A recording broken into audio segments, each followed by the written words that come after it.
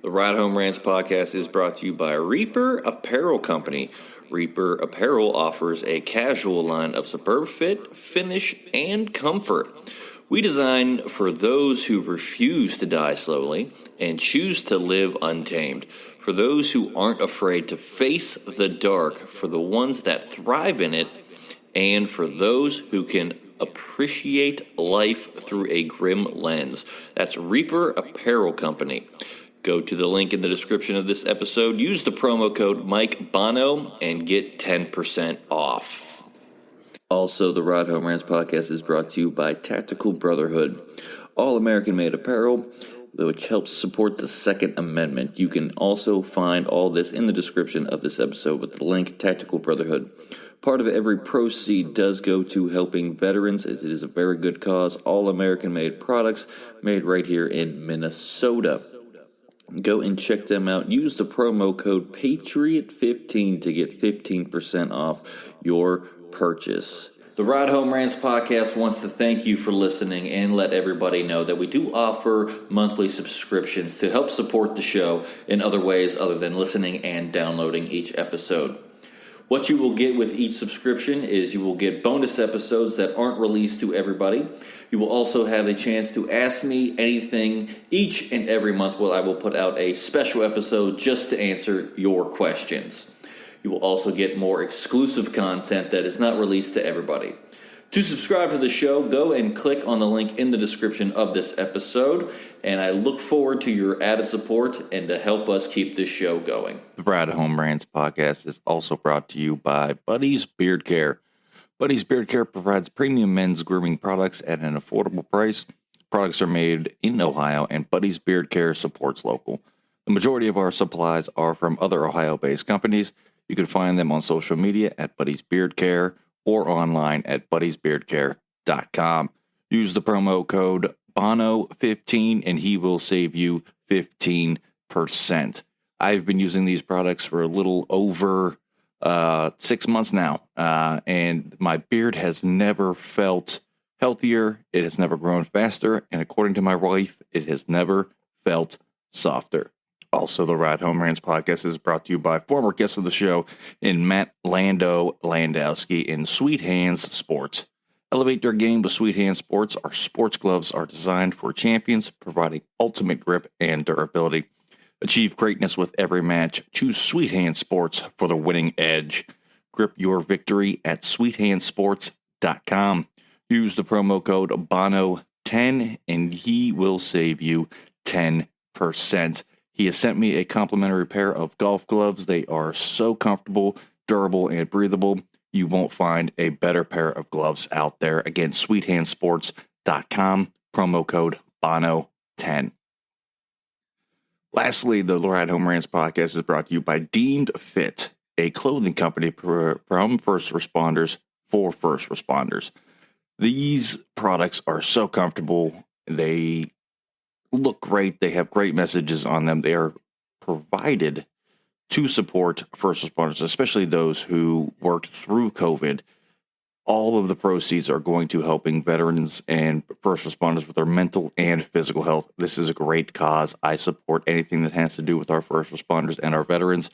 Again, deemedfit.co, promo code Mike Bono will save you 20%. Now, let's start the show. Welcome, everybody, to another episode of the Ride Home Rants podcast. This is, as always, your host, Mike Bono. I got a great episode for us today, but first and foremost, we did just land a new sponsor for the show, and that is Web Western. It is a clothing line for people who aren't afraid of hard work, who love to live off the land, hunting, fishing, and other aspects of that. I am wearing their Arrow Western hat here today. You can find that on the Patreon page there. Go and subscribe there. But Web Western, for those who aren't afraid of hard work and no BS, the Arrow reminds you to be a straight shooter and to live life how you should. Go to webwestern.com, use the promo code Mike Bono, and save yourself 10%. Once again, that's webwestern.com, promo code Mike Bono to save 10%.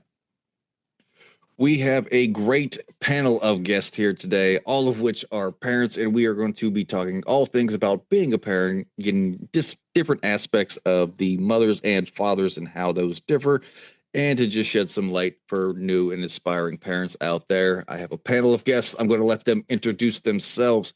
And guys, I need the question, and ladies, I need the answers to these two questions. And that is chewing gum overrated or underrated? And what is one word to describe the month of July? And TJ, we're going to start with you.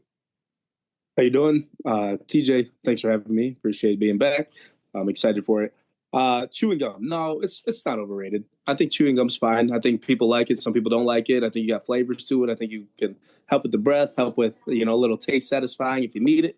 And everybody always asks for it, right? If somebody pulls out a pack of gum, people put their hand out like, you feel obligated to get you. That's why they came up with the family size. So no, July, man, America, right? Yeah. There you go. Yes. It's everybody. Oh, July 4th, right? It's just it's kind of how it goes. I mean, selfishly or not, I don't know, whatever. But I think that's kind of the first thing that comes to most people's mind. I would say selfishly. I'll give you that one on that one. Yeah, for sure. But Nika, what about you? I am Danica, and chewing gum, definitely, I think it's underrated. I'm on board with who doesn't like a piece of gum. Yeah. And July, I'm going to say hot. July's hot. Right. So, I'm short and sweet and to the point. I like it. Wendy, what about you? Yeah, hi everyone. Wendy here. And is gum overrated? I'm going to say no. I think it's underrated. I don't even really see commercials or anything for it anymore. It's just a matter of just someone pull out a pack of gum and, ooh, I want it. But no other time do I want gum. I will say I'm one of those people that should not chew gum because I chew it like a cow. And I'm one of those people in the room where you're like, I hate listening to people chew. That's me. So I don't carry gum anymore for that reason and switch to mints. We can talk about that next time. In July, so TJ stole my word, America. Thank you. But I'm going to couple it with or back it up with freedom. I'm a transplant here. So and meaning that, I wasn't born here in the United States. I was born in South Korea. So I don't know why, but the American flag, freedom, independence, all that, like it's in my heart. It is in my heart. My dad was from the United States and met my mother in another country. And, thankfully I'm here. And so, 4th of July, the whole month of July, honestly, every day. I'm here to celebrate being here. Truly, I'm grateful to be here. Yeah. So, America, it is July 4th. That's awesome. Brittany, let's go to you next. Hey, I'm Brittany. Chewing gum, it all depends on who's chewing it. So, Wendy, you're right. I would not give you a piece of gum. Noted. Don't ask her for that. Okay. Careful. It's July is hot. It's I'm gonna go unbearable. I don't like hot weather in any form, but it's not for me. I get it, Brittany. As a Python, the hot months are just not good for us at all. This is my jam right now. All this snow, the snow day we had today, I'm here for it. Absolutely. Next, we got Brandon. What's going on, everybody? So I'm Brandon Wiley, and gum. I would, like I said, I think I'm just gonna probably mirror a lot of what everybody else is saying. Like, I think it's underrated. I don't think it's an overrated thing. It's like a staple. I just think it's like a part of life. You know what I'm saying? Like gum is a part of our culture. And this is as weird as that might sound. So, I do a lot of networking events. I talk to a lot of people. I need my breath feeling fresh. And so I'm always going to bring some gum with me, ask somebody for some gum if I don't have any. It's just what it is. And in terms of July, Where does 50 come up with this stuff, man? Like Dude, he's into you some don't wild want thing. you don't want to get into that mind, man. Like that's a I feel dark like rabbit hole. because I already know. Fitty, shout out to Fitty. I would say cookout comes to mind for July. Okay. I love cooking out, love grilling. So that's the first thing that pops in my. I got you. And last but not least, we got Aaron. Hey, what's going on, everybody? My name is Aaron. I want to say that gum is underrated. Just again, from piggybacking off of Brandon, doing a lot of talking. Like I work in schools and I was a football coach, so being able to just being, talking, being in people's faces. Sometimes you want to keep your breath fresh and other things like that. And when I think of the month of July, the one word that comes in my mind is intense. You have the 4th of July, it's wedding season, you got a lot going on. It's very hot. And then for all the football goers out there, we're getting into football season. So there's just a lot of moving parts in July. Yeah, for sure.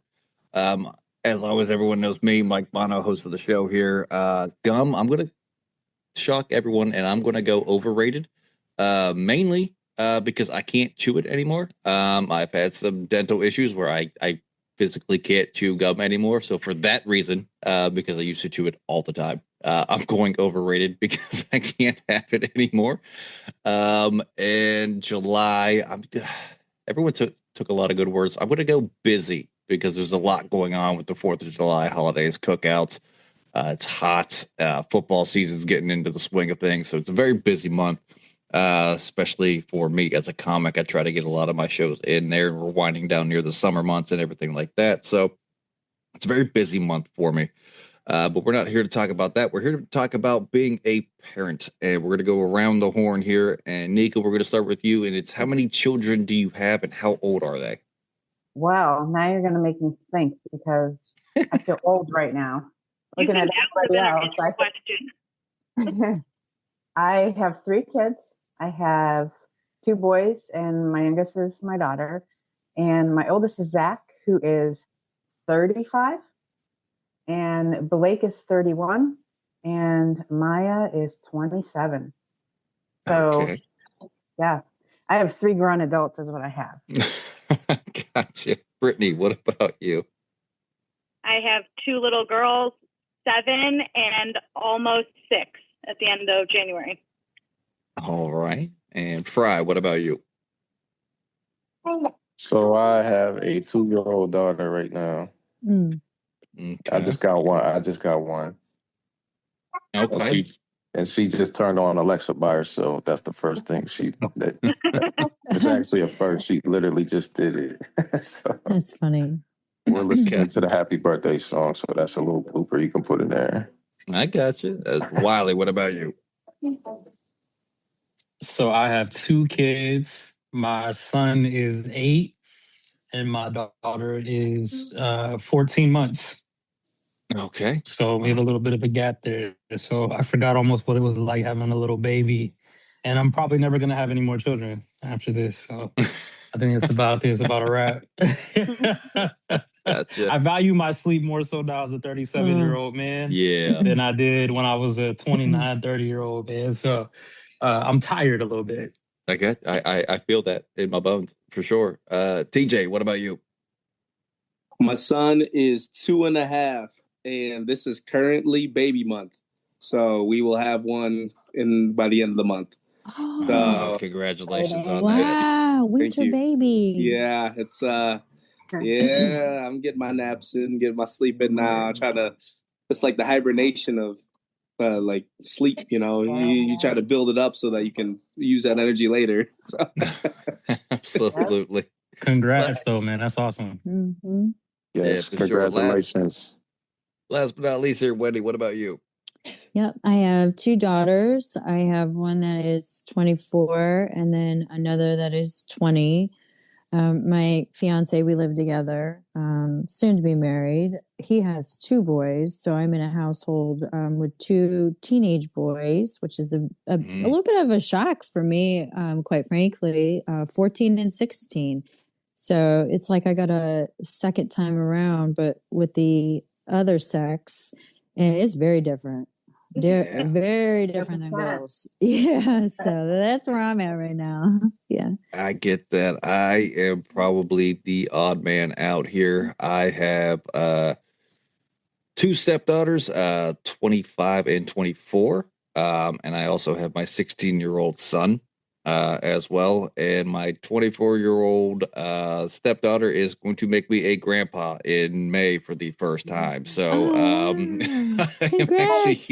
I'm Wow. actually Hey, going to. Grandpa. So, Nika, you thought you were going to feel old. I'm going to be a grandpa at 36. So you want to talk about Younger. I feeling have 4. old? I have 4 grandkids. Okay. So you're gonna love it. You're gonna love it because I can't wait. Didn't think I was going to be excited at this age for that, but when my wife told me, in the weirdest way possible, because my stepdaughters, they live back home in Toronto, Ohio. I'm in close to Columbus, Ohio, so they're about 2 hours away.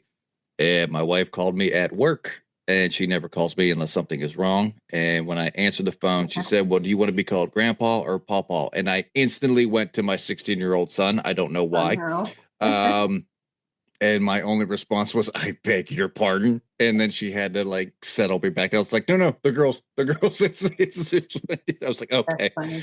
So yeah, but yeah, we're excited about it. We can't wait. We should find out here very soon whether it is going to be a granddaughter or a grandson. After the girls and my 16-year-old son, I am hoping for a girl at this point in time because 16-year-old boys are a lot of fun. So he keeps me on my toes for sure. But for this next one, this is just for the dads in the group here. So, gentlemen, what do you think the toughest thing about being a dad is to an infant? And Fry, let's start with you. Oh, that's very hard. Um, the toughest part about being a dad to an infant, I think the hardest part for me and the toughest part was like when like kids are so resilient. So when they get sick and you see them sick, like for instance, my daughter had COVID and she was still running around like she didn't. But it was the hardest thing for me because I was like, I was sad. You know what I mean? Right. So it was hard for me to see her go through that, even though she was still happy. I think when they're sick, that's the hardest part that I feel like you got to go through. I got you. Brandon, what about you? Yeah, I think I agree with that too. The sickness part, that's the worst. I'll tell you what, having a little girl is vastly different than having a little boy. So, well, for one, my daughter is very bossy. She demands time. My son was really chill as a baby. She's not. So, I think time. Like I'm involved with a lot of stuff in my community and my business and all that. But first and foremost, I'm a father, and so I have to oftentimes remind myself that while I'm trying to be successful and build my business, I have to build my family and make sure that you're dedicating your time to your children because that's the foundation. That's the next generation. Those are what you're living for. So, being a man, being a father, it's balance, but it's making sure you're always putting your children and your family first. Absolutely. TJ, what about you? Yeah. One of the things I pray the most about is like insecurity. As a father, and it started as an infant. They sit there and you're like, okay, I know they might not understand everything I'm doing, but am I doing everything right, even right now? And a lot of it isn't even about being, my son's father. It's more about being a husband, because you're trying to make sure your wife is staying there too.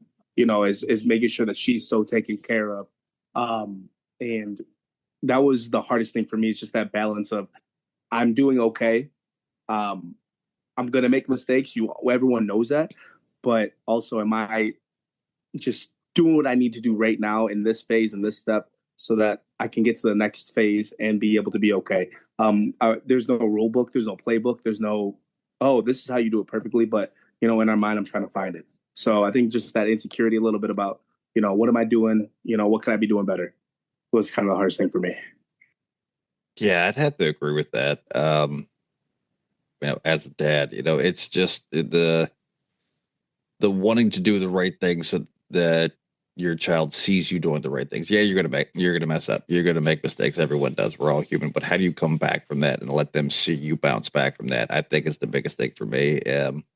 Just the fear factor, I would say, for me. And I'm a very protective person by nature, as it is, and trying not to be that overbearing, overprotective father, and letting them make their mistakes like we did as children, and letting them learn from that, but also being there to show them how they can learn from that was the biggest thing for me.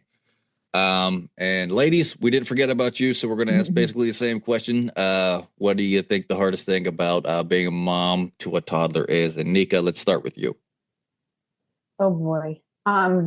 Geez, the hardest thing is just giving them what they need every day. I was blessed with being able to be home with them. So stay-at-home mom, wasn't just a stay-at-home mom. I was a wife, and, just taking the kids everywhere they needed to be. Busy those late nights.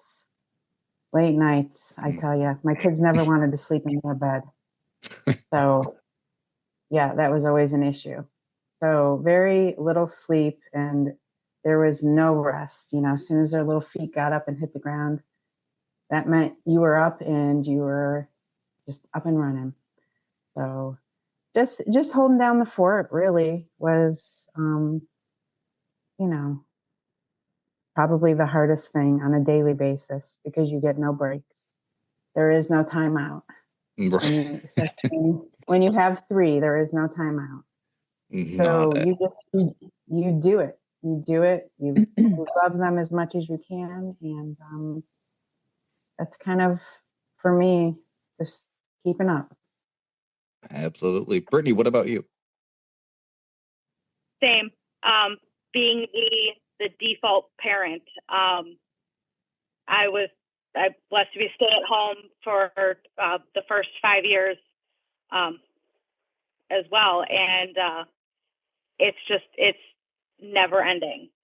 It's the mental, the you don't get the brain break, the time to just, these are the things I have to do because I have to do these things, but I also have to make sure that the kids have their laundry done too, and then all the other things. And my husband works very hard, and he works long hours, and forever grateful for that, because he keeps us living a great life. But man, just the mental load of, did they eat? What are they going to eat next? I have to feed you 3 times a day, every day for the next years. Oh my God, that's the shit nobody tells you when you have kids. 3 meals a day plus snacks. You can't just give them a peanut butter and jelly sandwich every day for the next 18 years. You have to nutrients and things, and then throw in an allergy or something like that. Oh my God, it's constant, and it's just ooh, okay. It makes you appreciate the little breaks you do get a lot more. But yeah, it's the being the default where they're up in the middle of the night and they want mom, because that's just mom's with them all the time. And not that they don't love dad, but it's just, they're crying for mommy, or, they come in your room and the first person they wake up is mom. They go to mom's side of the bed and, okay, let's go back to bed. Or, it's just being the one that's always on, on call. Mm-hmm. So. Yeah, absolutely. Wendy, what about you? I can resonate with everything that every single person said here, whether girl or son. And, I think the hardest thing about being a parent when you have a little one, even a toddler age, they can't give you that feedback back. You don't hear anything back. You physically see it, right? And so if they're constantly crying, you have no idea why usually they're crying unless you go down the list of, all right, well, I've checked your diaper, you're already fed, you have a toy in hand, you don't need a nap at this time. So what could it possibly be? And they don't know enough sensory things to be able to tell us, one, with words, and then also two, by sensing that they're in pain, possibly anything in their mouth, the teeth coming in or something, who knows, So it's tough because there's no one in that room with you that's able to say, like, hey, you're doing a great job. And so as a parent, I think the hardest part is just giving ourselves some grace and just saying to ourselves, you're doing the best that we can in that moment, in that exact moment, with the information that you possibly have, or the experience, or the lack thereof. And that's the best that you can do for your child in this time. And just giving ourselves a little bit of that grace, I think, will help us mentally, would help mentally get through that period of time. I can't tell you how many times I've had to say that to myself as I'm crying in a corner, wondering why my daughter's screaming bloody murder for 3 freaking hours after I took her in the car, fed her, and it's midnight, and I don't know why she's not sleeping. So, there's times where I've had to put myself in a timeout and say, what could I have done better, or what am I doing wrong? And a little bit ties in with that kind of insecurity type of comment that TJ mentioned, because there is, as a new parent, you are insecure. You don't know what the fuck you're doing. I'm just going to say it. No one tells us what to do. They want to tell us how to do it after we had the kid. And after our attempt at doing one thing, you're doing it wrong. You should be doing it this way. Well, thanks for your opinion, but you're not in my house 24 hours of the day. And maybe my way is exactly, our way of how we want to raise our children, right? Because a lot of times, older generations above us, we didn't like the way that we were raised, or we didn't like the way that they raised their kids either, So I think there's a lot to be said with just realizing and just honing in for new parents out there. This is your first time being a parent, just like it's their first time being a child. You got to grow into that role. You're not going to master it on day 1. You're not going to master it on day 1,500. It's going to grow in time, just like your child will. And by the time that your children get older, I know Nika and I can speak from experience of having older children in our lives now. The amount of gratitude and appreciation that come from my kids is mountains high in comparison to what I thought I was doing as a parent, crying in the corner, suffering in silence, thinking, I'm losing my shit. I'm not cut out for this. I never wanted kids. Now I got 2, and all of these things all these things running through my head. I want to set an example. I want to be the best parent possible. Am I doing everything I was like? And you know what? I can't tell you how many years I beat myself up going through that with 2 of them, with a 4-year gap in between. And now I look back and I'm like, that was easy. Now this is a breeze. It's crazy because as they get older, guess what? Now it's bigger problems, more expensive problems. So cherish those young ones right now because they are cheap in comparison to what it's like on this side. Mm-hmm. Yeah. Mm-hmm. I know there's a very long drawn out answer, but grace. Give yourself some grace, parents. Seriously. Seriously. You're good on that one. Comparison's evil, You have nothing to compare yourself to. Absolutely. Those are all great, and I agree with all of it on both sides. Fathers and mothers. There's no rule book, there's no playbook. It's figure it out, and we all do, great at it. But for everyone here, picking the schools can always be the hardest thing for new parents, and so. When you were growing up in your towns, how did you find the right place and the right fit for you? And TJ, let's start with you. So, I never fit in growing up. ever. So, a little background. So I'm adopted. So both of my parents are white. I'm not. For those of you who can't see me, I'm not. I'm very not white. So, so I never was able to like, okay, well, go with like, this group over here or go with this group over there. And there were times where I wasn't allowed to go over some people's houses because I was Black. There's time in general, like they wouldn't want me to be over there. They wouldn't want to come over to my house, even though my parents were not. There was lots of things that went into it. And as even I got older, it bled in even more. But, what happened was I ended up getting down to connecting with people that really had a lot of the same morals as I did, which is very good. In the end, and I was able to be a decent judge of character in the end. But I mean, it's as a teacher, I sit there and I look at it. And I'm like, man, we're all fighting all the same battles, no matter what. It's just in different ways, different phases, different times. So, I mean, and we're sitting there trying to raise kids to try to give them the best character values as possible, but also be the best judge of character to be around the people that we want them to be around. Again, kind of like I said before, there's no playbook. If there was, life would be easy and everybody would do it. But, it's just, everything's ever changing too. So as the generations go by, technology, like social media is different now. Like this wasn't an issue 15 years ago, so there's definitely lots of things that go into it, but, character stays the same, be a judge of character is kind of how, I went about that business. Absolutely. Brandon, what about you?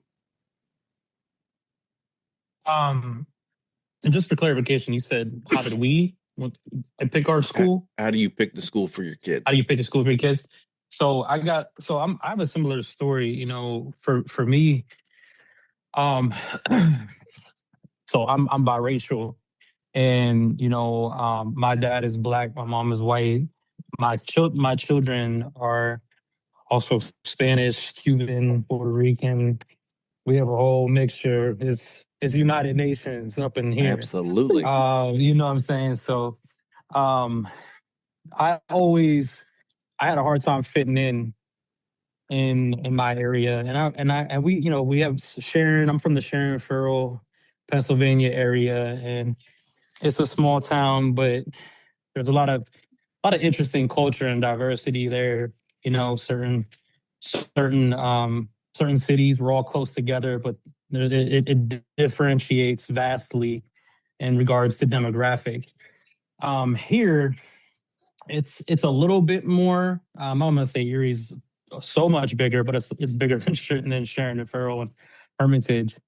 But my thought was I wanted to obviously pick somewhere where, for one, my son he felt like he was being supported. He has an IEP, and we want to make sure that he has the right things in place. So school district is very important. Mhm. We live in the Mill Creek Township district, which is nice because it's growing, and there's a lot more diversity here. I mean, not comparative to the city, but that's important to me. It's important for my children to get experiences from all walks of life, but also from an academic standpoint to make sure he's not falling through the cracks. Yep. And for my daughter, when she gets into school, the same thing. We evaluate all of that. That's very important to me. Early education is very important to me as well. Preschool. So yeah, it's communication with your significant other. It's making sure there's comfortability from both of us. That's how I am with my significant other. We make sure we talk to each other. We make sure we feel good about the decisions we're making for our children. And and like I said, it takes a village. Absolutely. Fry, what about you? Oh, I'm sorry, Bonner. Can you repeat the question? It was you're how you killing me, fit in. Simone. No. Yeah. When you picking schools for your kids, like what was some of the factors that went into in your town picking the right school for your kids? Yeah, so I'm from Vandergrift, Pennsylvania, which is about 30 minutes east of Pittsburgh. A lot of similar, I guess, walks of life. I grew up, my dad wasn't around. I just met my dad 3 years ago, and I'm about to be 34. Mm. So it was very, very, I want to say it was challenging in a lot of ways. Like it was my mother and then my two brothers. So we were just basically finding our way, but we went through a lot. Um, that anything that you can ever think of, we probably been through it. But the one thing that I always turned to was just playing sports. So football, basketball, always got us socialized. And it taught us a lot about leadership, dedication, and a whole bunch of other things that mirrored life that we were able to just kind of pick and plug and be able to walk through that. So that right there was able to kind of keep my grades in order, and then took me as far as getting a college degree. But I always said, I always asked myself at like maybe 17, like if I would want to raise my kids out here. And I was kind of on a fence with it. And I didn't think I wanted to do that. But me and my fiance moved to Wilmington, Delaware, which is about 25, 30 minutes from Philadelphia. So when I look at the dynamics out here, I look at it in a good way. There's a lot of diversity. There's a lot of, I guess, what I'd be looking for in the school system. Since I do work in the school systems out here, I'm actually pleased at what I see, as far as diversity, the curriculums and everything that they have to offer. So this is home now, and I think I'm really, really happy with any school that she would get into out here. Mm. That's awesome. Especially moving to a different area and finding that right fit for you. That's awesome for you. Brittany, what about you? So I'm actually living this right now, or just completed living this right now. 2.5 years ago, we sold our house in a different city. We just needed to get away from the area. Didn't really love the schools, the public schools there, and my husband and I were brought up a little bit differently in that term. He went to public school. He went to Solon, which is a great school system, one of the the best rated in Northeast Ohio on the east side. And I was a Catholic school girl, so I was all for Catholic school. My husband was for public school. Why pay when you can get a great education? And I said, okay, well, so we'll move back to Solon. He goes, hell no, I'm not moving back to where I grew up. Like that's not happening. Okay, well, I'm an East Sider, so our public schools out here are a little bit. They're not as great as maybe on the West Side and some other places. I mean, in my opinion, I'm sure everyone has, all the rankings I've heard are just made up anyway, but we have very limited choices out here. So we've moved in with my parents for the past 2.5 years. I've been living with my parents, very blessed. Also, this has been crazy. But we've been looking for a house in the school system that we wanted to be in. And we thought we'd okay, let's try a different one, and maybe we'll go a little bit south or something. And every time we'd look, we're like, that just doesn't feel right. Like nothing feels right. It doesn't feel like where we want to be. And I got my parents like, hey, why don't you move anywhere you want? Send them to a private school. And my husband's like, I don't want to. I'm going to pay more money. Why would we pay when we don't have to pay? And I'm like, but because they learn different things. Well, what are they going to learn in public school that they're not going to learn in private school, and vice versa? And I'm like, oh man, this is like, we were just butting heads about this. And 2.5 years later, we finally, we closed on our house on December 12th in the house we wanted to be in the city we want to be in, the school system that is, my kids are already enrolled in. They love it. They love their friends. I love the school system. I love the mom friends I've made. I don't see us being anywhere else. So to go through, do I pull my kids out of school because they have been enrolled here for the past 2 years? Do I pull them out? Do we start this whole process over again? What's most important to us? I think the school system we're in is really, really good. I'm very pleased. It's smaller, and it feels more me. I'm comfortable. So to kind of like go back and look at like, man, we just wasted a lot of time like trying to find homes somewhere else and trying to make things work that just weren't going to work for us. It's like makes this process so much like better. Like, okay, we're home now. We have our school. We have our people. My kids are going to get a good education. So I've just closed that door on trying to get my kids in a school that's going to be where we're going to stay for a while. So nice. That's a good question. Glad that worked out for you. Yeah. My parents are too. My parents sure, are thrilled. I'm sure they are. Danica, what about you? So, boy, you're making me think for a long time ago. No, I'm a small town girl. So I grew up in a small town. My oldest was his senior year, and we had just bought a house in another school district, probably 20-minute drive from where he was going to graduate. So he ended up graduating from small schools, Pymatuning Valley.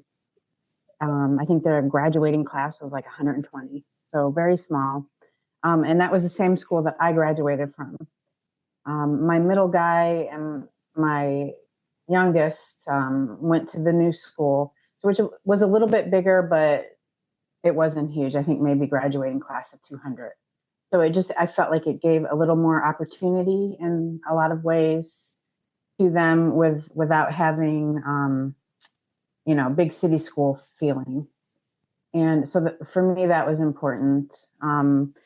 Blake, my middle guy, was in junior high when we decided to move. And let me tell you what, he fought us tooth and nail. He did not want to go. Blake wouldn't do that. He was devastated. Let me tell you what.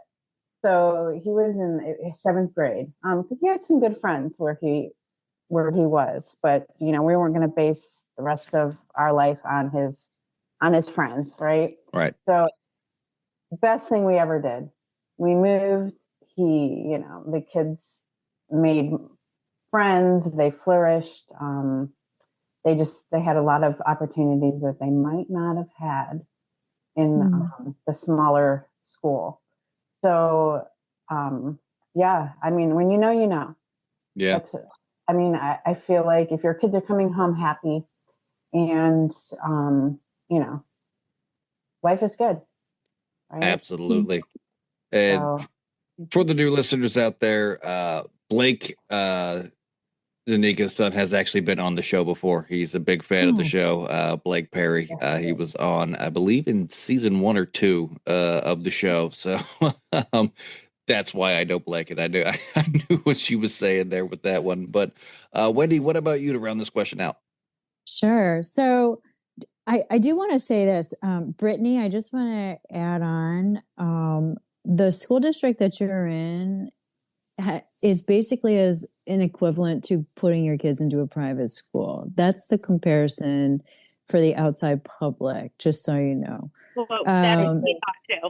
Yeah. And I mean, that is like the talk of the area, right? Like anyone that asks me, like, what district? And it's like, I'm not really allowed to tell you, but go check online. But if you're really asking me, Kirtland is ranked really, really high, even with technology. So great fit on that. I will tell you that for me to make my decision, there's a couple of things. One, I do look at ohioreportcard.gov because I'm a data nerd and facts nerd. So I want to know the data. I want to know the classroom sizes. I want to know how the kids are testing. I want to know what the scores are at the state level. I want to know all that information. And why is that important? Because we're sending our kids to those schools for majority of the day. The teacher's job and the educator's jobs are to do just that, right? All the other bullshit that happens at the school, that's not the teacher's job, right? And we can't come down on them for that. So that's a whole other element. And that's where you have to learn how to separate the two. I think it's important to choose my school district. I do. And not just looking solely at property taxes for properties. People steer away a little tiny bit when the property taxes are a little bit higher because they're like, oh my gosh, so much of it is going to the schools. Yes. Like 80% of your property taxes goes to the schools. that's just going to happen no matter what age you are, whether you have children or not. So when you make a move, it should be because of the schools. I'm just saying, realtor speaking, 20 years, that's very important, especially when you go to sell your property.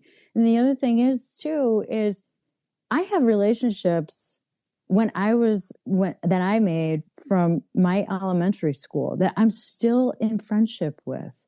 I know a lot of people really can't say that same exact thing, but when I look back at my school age years, and I grew up in the Riverside School District, Nika, so I went to Painesville Township schools, and my friends all did not. I was partying over at Painesville City schools because that was more fun than Painesville Township schools and Madison schools. But my friends, the base of the people, the community, the support people that I told everybody everything to every day that I came into school. My parents are doing this. My sister's doing this. She's driving me crazy. Like the family that they became, that was important to me. And so I looked at, when my girls of school age, I looked at private school and public school, and I looked at the information. And to me at the time, the public school, the involvement in the community that they had, the groups, the clubs that they had at the schools was unprecedented. And to me, that was huge because it was a matter of how much can my kid get involved in? As much as possible, because every opportunity is in front of them. Then it's just a matter of her friend group and where they're going to fit in and what they're, one tends to follow another once they're in a friend group. They all start to do the same kind of thing. So one gets involved in sports and then the other one's going to kind of tag along. So, I was fortunate to keep my friendships all through my younger school days. And I wanted the same thing for my girls. And so when we honed in on the public school district and I was voicing private, my husband at the time was like, no, public is fine. And I read the reports and everything came back. It was the best decision we made. I did have 2 opportunities to make change eventually. I shouldn't say eventually, but we ended up divorcing. And the biggest thing that he put in our divorce agreement, not joking, I just had to talk about this the other day. I was not allowed to leave the school district and move out of the district for the schools because that's how important the schools were to the kids at the time, which is crazy to think at such a young age because kids are resilient. It may not, they'll be fine. Those girls still to this day talk about the fact that I did not move them out of schools, still have their friendships and their best of friends groups still in their 20s right now. So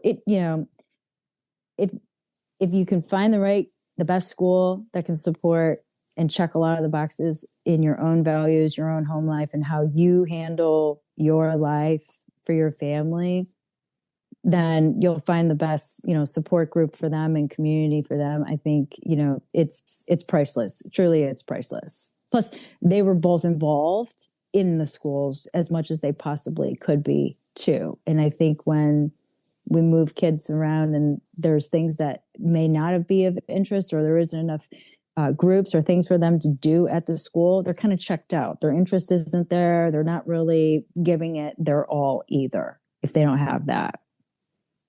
Yeah. Just my opinion. Yeah. That's a great answer for that too as well. That's important at all walks in life is finding that right niche that works for both the parents and the kid too as well with picking schools. So it's a tough decision, but ultimately it's whatever you feel is right for you. And we are running short on time, so I got 2 more questions that I really want to get in here. TJ, let's start with you. And what is the best part and the best thing about being a parent?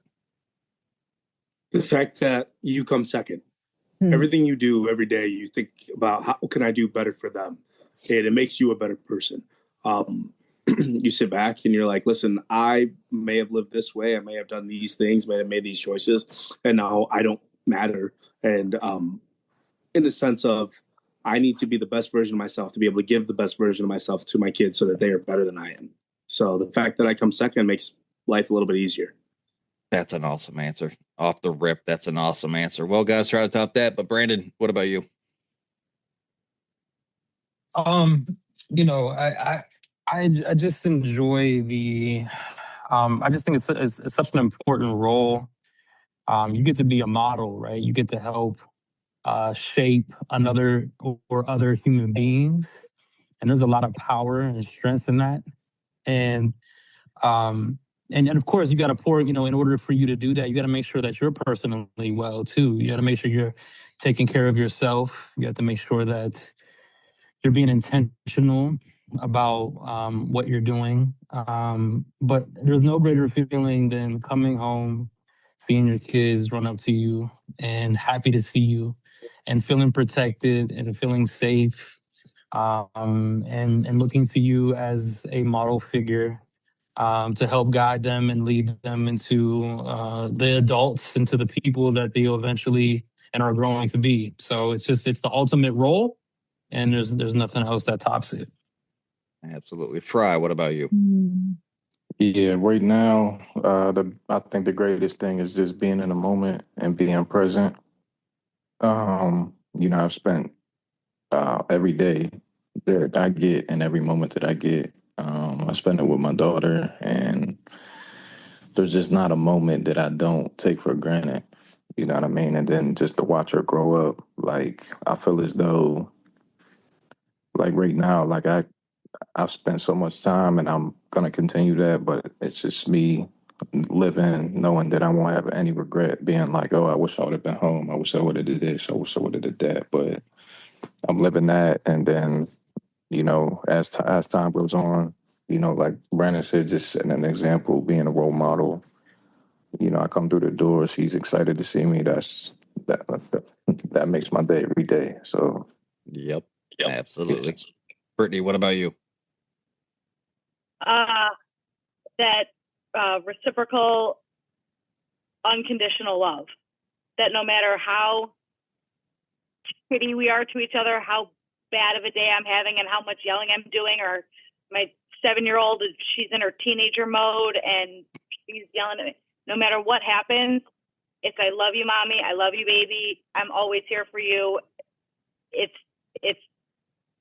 always love. And nothing, like, no matter how bad we are to each other, it's always there. And we always say sorry. And that's just something that you don't get with everybody. That's another good answer. That's a good one there too as well. Nika, what about you? Ooh, being a parent is definitely hands down the most rewarding experience, job, whatever you want to call it, that you can have in your life. From when they're little and you're responsible for everything in their everyday life, to as they get older, their high school years, being involved, to adulthood. It doesn't change. You're still, times might be a little less, might see them a little less or talk to them a little less, but you're still present. And those moments are, to me, like, they're irreplaceable. You best feeling you can have in the world. So that's kind of how I feel. Absolutely. Wendy, what about you? I was going to say quite a bit of what was already said here too. And, the biggest, I guess it all kind of encompasses to the biggest thing, which is we are handed a life that has come here and has raised their hand and said, here I am in my rawest form, the most vulnerable person that I can be. And just hold my heart and don't drop it type of feeling. Like, you don't get that with adults. You don't get that just vulnerable, open, just emotion, all of that, right? You don't get it. But when you look at a child, whether they're 2 years old, 18 months, or even 5 years old, and you look at their face and how something has impacted them by what they just heard, and they internalize it and show you a feeling, it is the most incredible thing to witness in front of you, because you're like, oh my gosh, why are you breaking my heart with that look on your face sometimes, and that's just it. Our children teach us, they really teach us so much if we really pay attention and really listen to what they say. They question everything for a reason, right? Because they're curious, they're sponges, they're absorbing every single thing we say. And the vulnerability, it only goes away because of adults doing that. You realize that? Us adults do that to children. Otherwise, we would all be out here open. We would all be heart open and willing to shed tears on our sleeves, whatever it may be, to any general person in the public. We would. And we would internalize things a little bit differently. But adults change that because we put stops and we change behavior and we say, don't do that. Don't act like that. Don't cry. Don't whine. You don't need to toughen up, get stronger. No one should see your tears. We shut that vulnerability down. And as a parent, do you know how hard it is, especially with girls, to get them to stay in that state, especially when they start dating people too? And not get tough and closed off and so alpha and so independent and hyper independent. And you see where I'm going with all of this? It's that vulnerability. And we have an opportunity to hold it, to mold it, and to keep it open. But instead, we choose a little bit differently. I'm not saying we as every single parent out there, but just as adults, we do that. And so I think we're so fortunate and we're so blessed because we have that. We have that. And if we can hold that with our child throughout their whole life as they age and keep them heart open with us. They don't have to be like that with every single person in their life, but just, it's me, mom. Like, tell me what's going on. What's wrong? Why are you shutting down? I've had to have those conversations with my daughters sometimes. And it was heartbreaking because I would say to myself, why are you not telling me? You used to tell me, I'm like crying in their face. I'm like, you used to tell me everything. What happened? We used to be best buds, we would stay up all night talking or whatever. And it's the influence of social media, the friend groups and all these other pressures that kind of come in. And so, hold on to that, man. That's the best part in my opinion. We have someone else's heart in our hands, truly. All in. Our children are all in on us 100% every single day that they wake up. I'm all in. There's mom, there's dad. Hope they don't upset me. I'm going to cry in the corner if they do, but I'll be back in again 100% in 5 minutes. Who does that? I don't talk to people for 10 years if I'm upset sometimes as an adult. You know what I mean? Because my vulnerability factor isn't all there anymore for some people. But that is a gift. It truly is a gift. I'm sorry. I keep talking. No, you're fine. For me, right now, the best part about being a parent is right now we're in like a transition phase where my son is getting older. He's going to be a senior in high school here soon.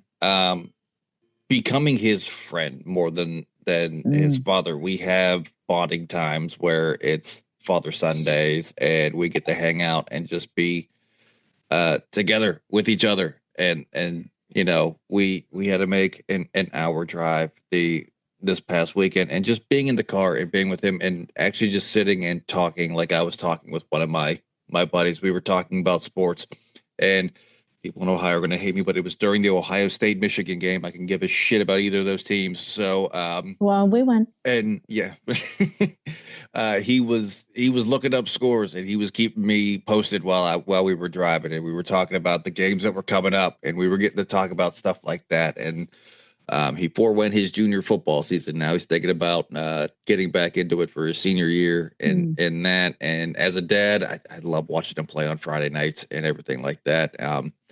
So getting to be more of now we're becoming buddies versus father and son. That's the best part for me right now. And I can have adult conversations with him, and it's not like having and talking to a 4, 5, 6, 7-year-old where you kind of got to be a little bit more even keeled, if you will. I can be myself a little bit more around him. trust me, you don't get labeled the angry white comic because you're this even keeled person who's, and getting to see Dad road rage a little bit while we were making the making the drive and going along with it and just pointing out stuff and just having that time together. For me, that's the best part. Is just now that I can be his buddy and not be so much of a strict father figure to him there. But lastly, I want to go around here real quick and any advice that you guys would have to new parents out there or people who are, thinking about starting a family. What advice would you give? And Nika, we're going to start with you. I'm going to say nobody's perfect. We all make mistakes, but if you show up every day and do your best as a parent, that's going to be enough. That's going to be enough for your kids. And it's a learning experience for both of you. Yeah. So, every day you wake up, nobody knows what's going to happen, but you get up, you show up, and you do what you can as a parent, and just love your kids. Absolutely. Brittany, what about you? Pretty much the same. My pediatrician always made us feel like your kid's alive, you're doing great. That's like my advice. Like, she never made me worry, never made me feel like my questions were like, she's like, honey, you're fine. It's okay. Like, it's good. I'm like, okay, yeah, you're right. That's my advice. Like, whatever you're doing is good. It's fine. It's your kid is okay. And if you're doing it with good intention and to the best of your ability, that's great. Yeah. Fry, what about you? Be in a moment, be patient, and embrace the process of learning and being present. Try every day. Just try hard every day and embrace that. Just embrace that feeling because it's only gonna. I mean, some people are fortunate to have it over and over again, however many kids you want to have, but it's just a continual process of learning and being in the moment, in my opinion. Gotcha. Brandon, what about you?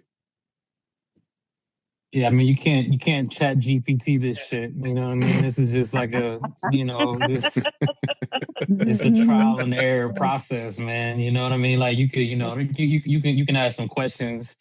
But there's no step-by-step process Nope. in regards to how to do this.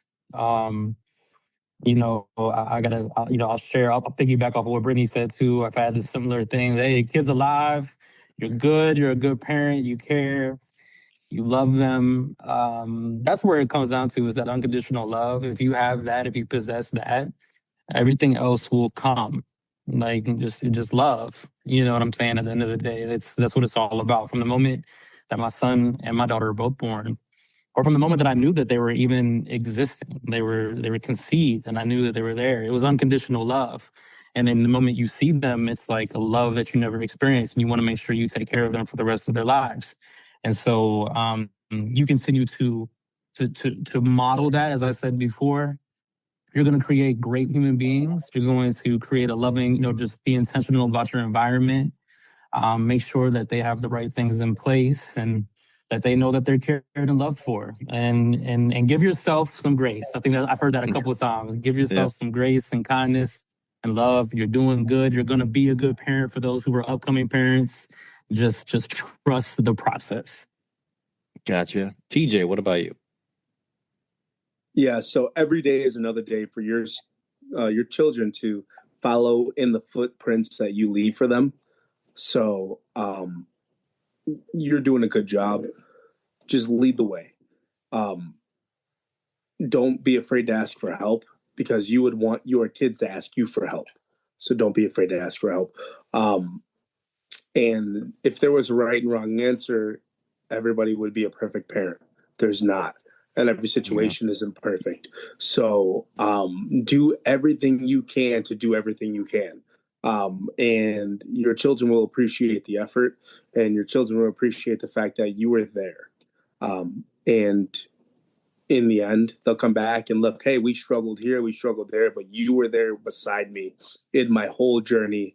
And they're going to give you a hug later in life or at some point where they say, thank you for being there with me because I couldn't have done it without you and they can't do it without us. You know, be present, So all parents that are there, involved, present, there with their children, you are right. You're doing a great job. So you can do everything wrong 100% and you're still right. So there's that. Mm-hmm. All right. Wendy, what about you? So I'm going to go with a couple of things. So one, hit pause before you respond to anything and think about what you're about to say to your kid as a response, because that gets absorbed. My girls have taught me a lot of patience in that way.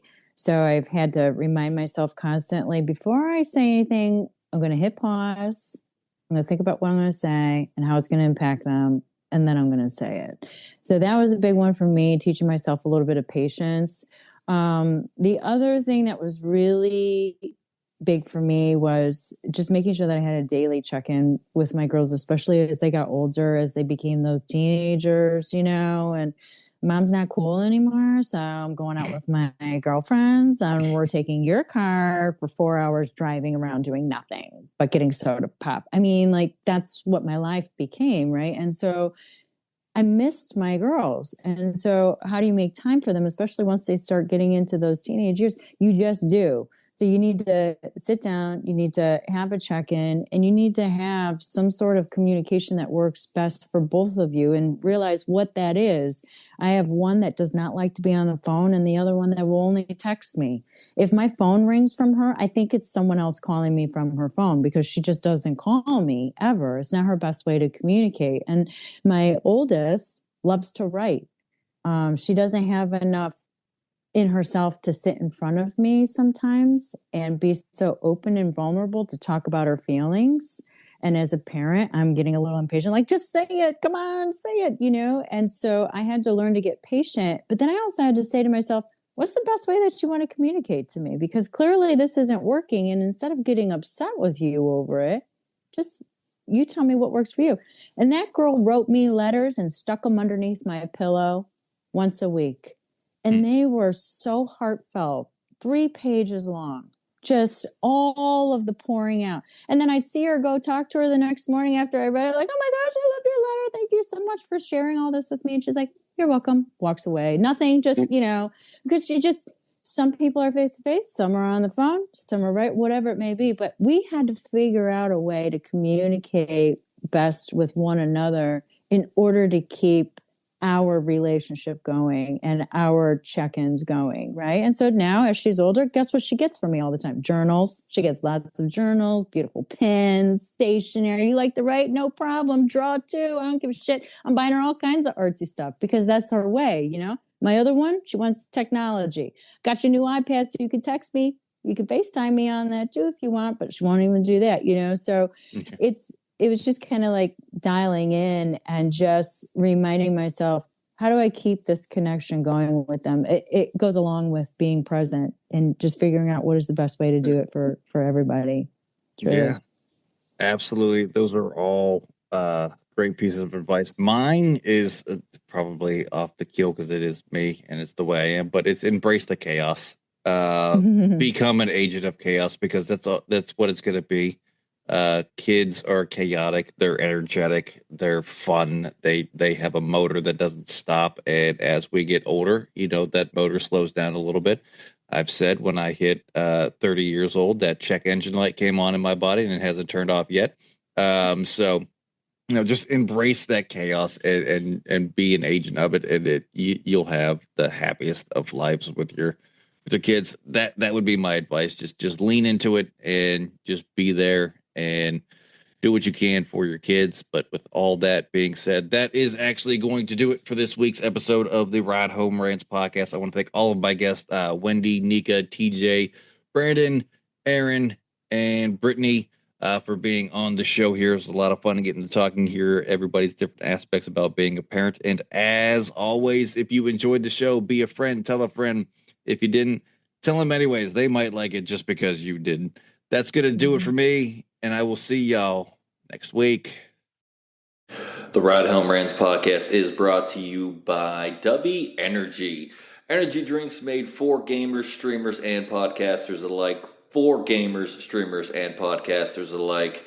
Go to the link in the description where you can find the best energy drinks out there. Less caffeine than a cup of coffee. Also, no jitters and no crash afterwards. Use the promo code Mike Bono and get yourself 10% off. Also, the Ride Home Rants podcast is brought to you by my favorite sponsor of the show, and that is Shankit Golf. Golf apparel made for the everyday golfer. We might not go out and shoot a 6 under par. We're probably going to shoot a 6 over par, but this is going to give us the gear that's going to help us rocket on and off of the course. Go to the link in the bio, use the promo code Mike Bono, and get yourself 10% off there as well.